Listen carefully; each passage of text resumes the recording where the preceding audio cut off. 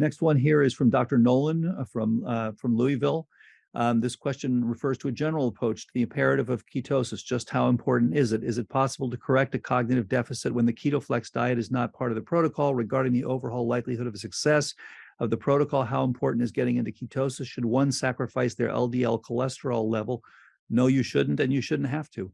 In an effort to intake enough fat to create ketosis, I have nursing home patients who can't adhere to the diet through no fault of their own. Are they wasting their time trying to do the other parts of the protocol when ketosis is out of the question? I have other patients with LDL levels greater than 160, but can achieve ketosis. Are they likely to be adding to their vascular plaque burden? Is it worth the risk? I heard Dr. Sanderson say that 80% of the protocol benefit had to do with the diet. So yeah, great questions. One of the very first people I saw who came to see me at UCLA was a guy who had a total cholesterol of 435, very high LDL, and a calcium score of 0. And he's done extremely well for years. So this is an important point, and I appreciate your bringing it up, Dr. Nolan. Again, Alzheimer's is caused by a network insufficiency. So the goal is to increase the supply, the energetics and the trophic support, and reduce the demand. That's the inflammation, the toxins, and the stress, in order to allow the brain to once again make and maintain new synaptic function, i.e. support neuroplasticity. So the goal is not just ketosis, it's metabolic flexibility with availability of both ketones and glucose. Avoid fructose, as I mentioned, and based on the beautiful work of Professor Rick Johnson, avoiding hypoglycemia as well. So this is why I recommend that everyone start with exogenous ketones. So you can take these people who have poor lipid profiles and work on their lipid profiles, but give them some ketone salts or ketone esters and get them up so that you can get the best of both worlds, because you need to have that energetic support. And then slowly, for those who will be able to do it, move to endogenous ketosis. I know that Dr. Hathaway's nutritionist she works with has been fantastic with getting people into ketosis very rapidly.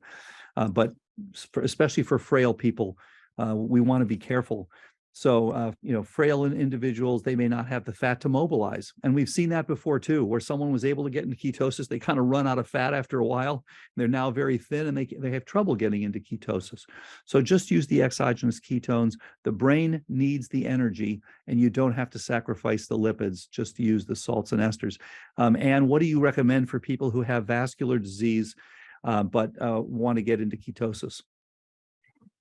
Yeah, I like a combination of a little bit of MCT oil and a little bit of beta hydroxybutyrate salts. People tend to need to go up gradually on MCT oil and beta hydroxybutyrate. We start low and build up, and we can get almost anybody into a decent level of ketosis. And we do, as far as, the question that he's asking about how important is ketosis, I would say it's critical. It's absolutely critical to get people into ketosis. And as far as the LDL cholesterol goes, I agree, you can work on that over time. But again, if someone has a 0 calcium score on their coronary scan and they don't have evidence of significant microvascular disease on their volumetric MRI, I feel pretty confident that we don't need to worry too much about their LDL. We do, of course, try to lower their saturated fats. Sometimes, you even need to avoid, lower their olive oil or avocado oil a little bit, because they do contain some saturated fat, although they're mostly beneficial monounsaturates. So, we find good workarounds for these problems, and we do get people into ketosis.